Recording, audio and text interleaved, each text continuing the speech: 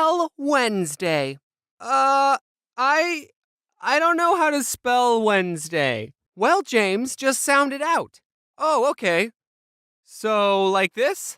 No, James, it's Wednesday. You said sound it out, and that's how you sound it out. You think you have it bad? Do is spelt with an X. I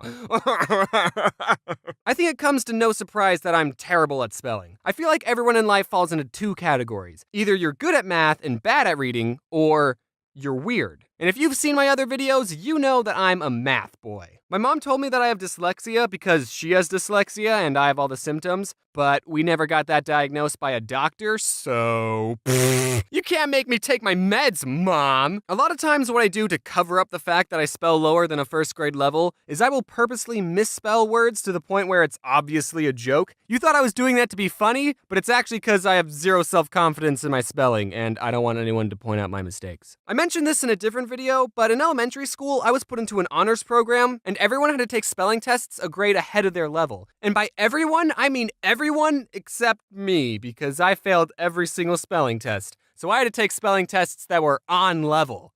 Ew. Every week when we took a spelling test, I would have to move to the back of the classroom and the teacher would stand right next to me. She'd call out everyone else's word, which had like 8 syllables, like anti-disestablishmentarianism, and then she'd turn to me and give me my on-level word. James, your word is cat. Also, one year our class did a spelling bee and everyone had to participate, and I didn't even care that I was the first one out. Hey, that's almost my name. Another thing that I mentioned in a pretty old video is that I used to have a speech impediment when I was little. I couldn't pronounce my O's and I talked like this. I'm good now.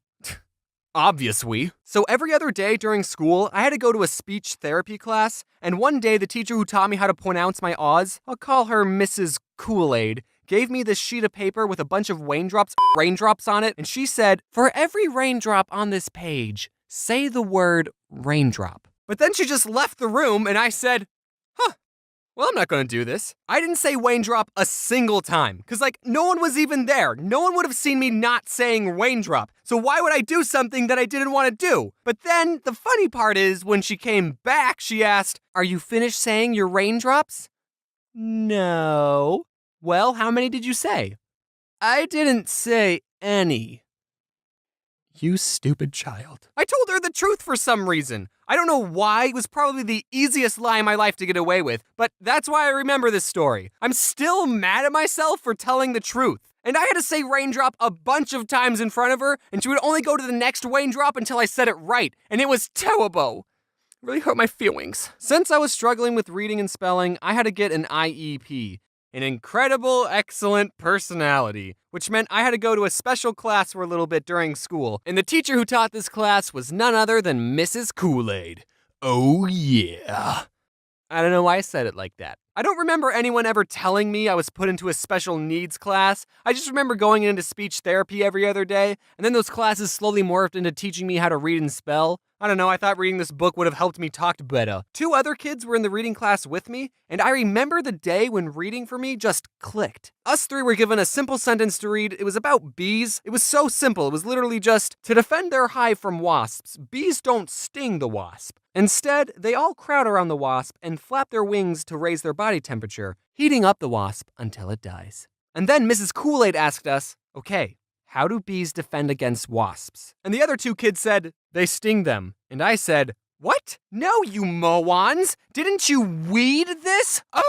The words on this paper have meaning when placed in a certain order to convey information. Also, I never want to get hugged by a bee. So I was in these classes all the way until the 6th grade. I was getting better at reading. I still wasn't great, but I was getting better at it. And one day, Mrs. Kool-Aid said, you know, James, you should try competing in the Battle of the Books. Battle of the Books? Battle of the Books? Battle of the Books! Finally, reading sounds fun! At my school, Battle of the Books was this competition where students were given a list of 4 books to read within a time limit of 2 months. I don't remember how long it was. And after however many months it was, the contestants would sit in an auditorium and take turns answering questions about the books. And whoever got the most questions right would get a pizza party. And that's where the battle part comes in. We'd kill each other for pizza. And then there were 2 more rounds, each with 4 more books, so there was a total of 12 books you had to read. And we were allowed to be with a partner, so my partner was TJ. Hey TJ, do you remember Battle of the Books? Yeah man, it was great. Now you're probably thinking that 4 books in 2 months isn't that hard, especially since they're kids' books, but as someone who didn't read any books on my own outside of school, it was a challenge. But I discovered a way to cheat the system.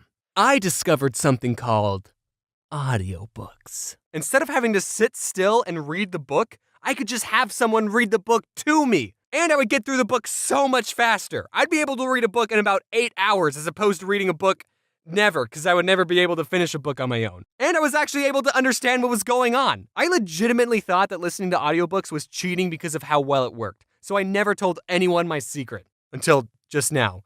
Please don't tell anyone. Also, I didn't just turn on an audiobook and start playing video games. No, I sat in my bed next to the CD player and followed along with the book, and sometimes I even took notes. I've wanted to talk about my love for audiobooks for so long, but I can't, because then people will think I'm getting paid by a certain company, but I'm not, and I'll prove it. Instead of wasting your money on quality audiobooks made by professionals, you guys should all check out LibriVox.org, where you can listen to free public domain audiobooks, which means there's only old-timey classical books on it, like Aesop's Fables, which in my opinion is all you need. Anyway, TJ and I did the Battle of the Books, and for one of the rounds, TJ was sick, so I had to